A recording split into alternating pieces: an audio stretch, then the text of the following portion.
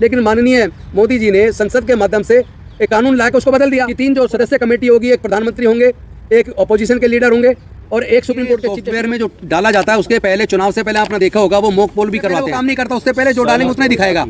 Vote पड़ने के जिस दिन वोट, इसलिए मशीन को जब पब्लिक को दिखाएंगे, देखो वोट डाल के देख लो, जितना आप डाल रहे वही निकल रही है। मॉक पोल भी कराएंगे, मॉक पोल में भी वो आएगा, क्योंकि असली खेल सॉफ्टवेयर में डाला गया है कि इस टाइम आपकी वोट को स्वैप करना है, किस पार्टी के जिसको ज़्यादा मिली है, कितना किसको पहुँचानी है, वो खेल उस वक्त हमने ये ईवीएम का खुलासा करना शुरू किया है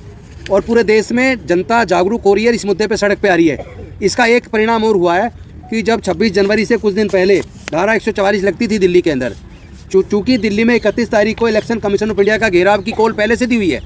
तो बिट्रीट परेड होती है 29 जनवरी को, तो हमेशा धारा 144 29 जनवरी तक रहती थी। इस बार धारा 144 15 फरवरी तक लगाई गई है ताकि देश के लोग ईवीएम के खिलाफ आकर इलेक्शन कमीशन ऑफ इंडिया का घेराव ना करें। लेकिन हम स्पष्ट कर देना चाहते हैं, जिस तरह की गुंडागर्दी केंद्र सरकार कर रही है और होम मिनिस्टर के इशारे पे जिस तरह पुलिस कमिश्नर ने धारा 144 लगाई है, इससे हमारा ये दावा और मजबूत हो जाता है कि ये ईवीएम के खिलाफ ये नहीं चाहते कि आंदोलन खड़ा हो और लोग आकर सड़कों पर उतरें और लोग आकर इलेक्शन कमीशन का घेराव करें। लेकिन देश के लोग हर कीमत पर अपनी वोट को बचाने के लिए रोड पे उतरेंगे। पूरे देश के लोगों से आह्वान करते हैं कि 31 जनवरी को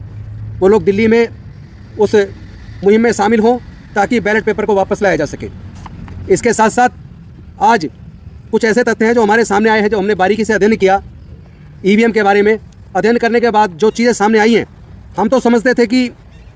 ये जो मशीनें हैं, ईवीएम है, इसको BEL या ECIL ने बनाया है, लेकिन एक्चुअली जो सॉफ्टवेयर जो डेवलप किया जाता है उसको बनाने का जो काम कर रहा है वो टेक्निकल एक्सपर्ट कमेटी है। और टेक्निकल एक्सपर्ट कमेटी में एमिनेंट प्रोफेसर्स हैं IIT के। उन IIT के प्रोफेसर हैं जिस IITs के अंदर देश के दलितों, पिछड़ों, आदिवासियों के साथ जो बच्चे IIT कर रहे होते हैं उनके साथ उत्पीड़न की घटनाएं होती हैं और वो बच्चे कई बार सुसाइड करते हैं।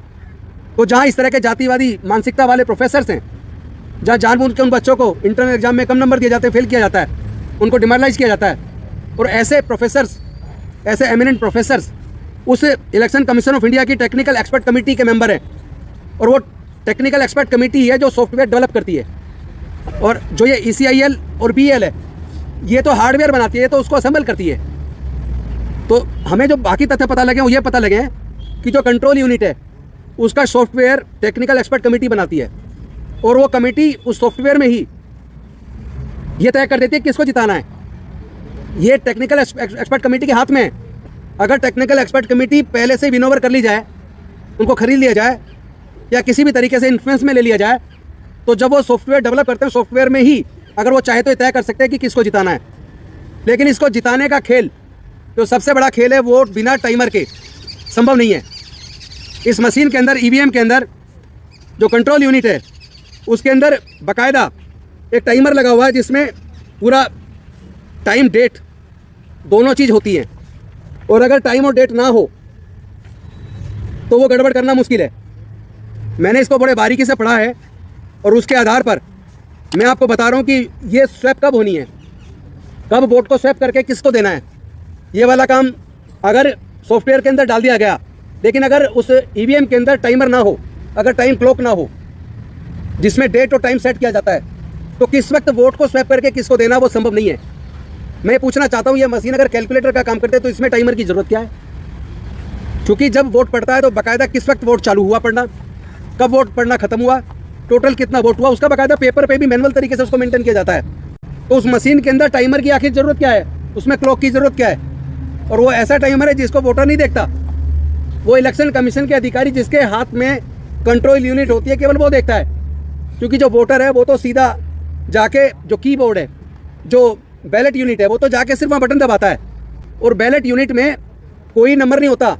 उसके अंदर ABCD होते हैं। और अगर कैंडिडेट Z से ज़्यादा नंबर तक खड़े हो जाएं तो इलेक्शन कमीशन ऑफ इंडिया ने ऐसे कर रखा, चूँकि फिर गड़बड़ी नहीं हो सकती, इसलिए फिर वो 2 मशीनें लगाने से भी काम नहीं चलेगा। उसके बाद वो क्या करते हैं कि बैलेट से चुनाव होगा, यानी जो लेटर है इंग्लिश के A से Z तक, अगर उस लेटर से ज़्यादा संख्या में चुनाव लड़ने वाले उम्मीदवार अगर आ गए तो इलेक्शन कमीशन ऑफ इंडिया की गाइडलाइन के हिसाब से चुनाव फिर EVM से नहीं होता, बैलेट से चुनाव होता है। तो सारा खेल ही है। और दूसरा जो 2 चीज़ जो वो करता है वो होता है टाइम फाइल बनती है और एक कैंडिडेट फाइल होती है। वो जो एक्सपर्ट आता है जो चुनाव की डेट से एकदम पहले,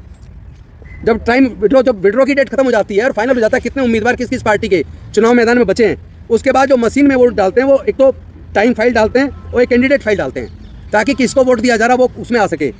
लेकिन असली बात जो है वो सॉफ्टवेयर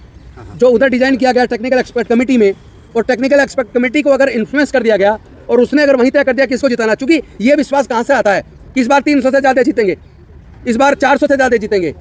ये कॉन्फिडेंस कहाँ से आता है? ये कॉन्फिडेंस से वही कह सकता है जिसको पता है कि उसने इन्फ्लुएंस करके टेक्निकल एक्सपर्ट कमेटी के माध्यम से उसके अंदर सॉफ्टवेयर वो डेवलप करवा दिया है कि उन्होंने उस पार्टी को इतने चुनाव में इतने वोटों से जिताना है। अभी आपने देखा होगा पिछले दिनों मध्य प्रदेश के अंदर एक कैंडिडेट ने, बीजेपी के कैंडिडेट ने, उसने पहले ही बता दिया मुझे इतना बीजेपी को वोट मिलेगा, इतना उसको मिलेगा, और जब रिजल्ट आया तो वो बाकी उतना ही निकला, थोड़ा बहुत वोट का अंतर था। तो ये इससे ये सारे ये समझ लीजिए कि जो आम वोटर का भरोसा है, जिस वोटर के भरोसे को कायम करने की जिम्मेदारी इलेक्शन कमीशन ऑफ इंडिया की है, तो वो जो वोट की उसकी चोरी हो रही है और उसको बिल्कुल डाउट उसका पक्का होता जा रहा है कि चुनाव के माध्यम से उनके वोट की चोरी हो रही है, उसको उस पर भरोसा नहीं पैदा हो रहा है, तो ये जिम्मेदारी तो इनकी है। और दूसरा डाउट इसलिए और ज़्यादा मजबूत हो जाता है क्योंकि जब सुप्रीम कोर्ट ने व्यवस्था दे दी कि इलेक्शन कमीशन का गठन कि 3 जो सदस्य कमेटी होगी, एक प्रधानमंत्री होंगे, एक अपोजिशन के लीडर होंगे और एक सुप्रीम कोर्ट के चीफ जस्टिस होंगे, लेकिन माननीय मोदी जी ने संसद के माध्यम से एक कानून लाकर उसको बदल दिया और अब उस 3 सदस्य कमेटी में 2 सदस्य केंद्र सरकार के हो गए, एक प्रधानमंत्री जी हो गए और एक उनके लॉ मिनिस्टर हो गए, एक लीडर अपोजिशन हो गए। यानी जिसको इलेक्शन कमिश्नर वो बनाना चाहेंगे वो उसको बनाएंगे और वो उनके इन्फ्लुएंस का आदमी हो सकता है। इससे पॉसिबिलिटी को रूल आउट नहीं किया जा सकता। इसलिए हम निवेदन करते हैं इलेक्शन कमीशन ऑफ इंडिया से, देश के राष्ट्रपति जी से, कि वो इसमें संज्ञान लें और माननीय सर्वोच्च न्यायालय के मुख्य न्यायाधीश से और उनके कंपनी जजेस से भी हम निवेदन करते हैं कि वो इस पर संज्ञान लें और उस व्यवस्था को कायम करें और जो ये कानून लाया गया है संसद के द्वारा उसको नल एंड वॉइड डिक्लेयर करें। इसमें आसाम के दीमा हसाओ जिले में एक बूथ पर थे केवल 90 वोट, 90 मतदाता थे, लेकिन ईवीएम में वोट पड़े 171 और उसने फिर चुनाव आयोग के 5 अफसर सस्पेंड किए इलेक्शन कमीशन ने। फिर कैसे भरोसा करें ऐसे ईवीएम पर? और दूसरा डाटा है मध्य प्रदेश छत्तीसगढ़ का, वहाँ बसपा के कैंडिडेट खड़े हुए, वहीं उनके रिश्तेदार रहते थे, घर वाले रहते थे, लेकिन उस खुद अपने उनके बूथ से उनको एक भी वोट नहीं मिला, उनका खुद का वोट कहाँ गया? तो ये सारे डाटा जो हमारे पास आ रहे हैं जगह जगह से, उससे इस बात साबित हो जाती है कि इलेक्शन कमीशन ऑफ इंडिया क्यों इतना जिद्दी हो गया है, क्यों वो ईवीएम से चुनाव कराने पे क्यों आमादा है, क्यों भारतीय जनता पार्टी के वरिष्ठ नेता एवं होम मिनिस्टर ये कह रहे हैं कि इस बार 400 पार, क्यों भारतीय जनता पार्टी के बड़े नेता कह रहे हैं इस बार 400 पार आएंगी, उन्हें इतना भरोसा कैसे है जबकि उन्होंने कोई काम ऐसे नहीं किया। और इसके साथ साथ लास्ट में एक बात कहूँगा, ये सब लोग जैसे राम मंदिर वाला मुद्दा हुआ, कभी कोई सा मुद्दा लाते हैं, ये सब एक माइंड सेट बनाने के लिए ताकि जो खेल ये खेल रहे हैं उस खेल को वो उसके द्वारा कवर किया जा सके, इसलिए ऐसा खेल चला जा रहा है।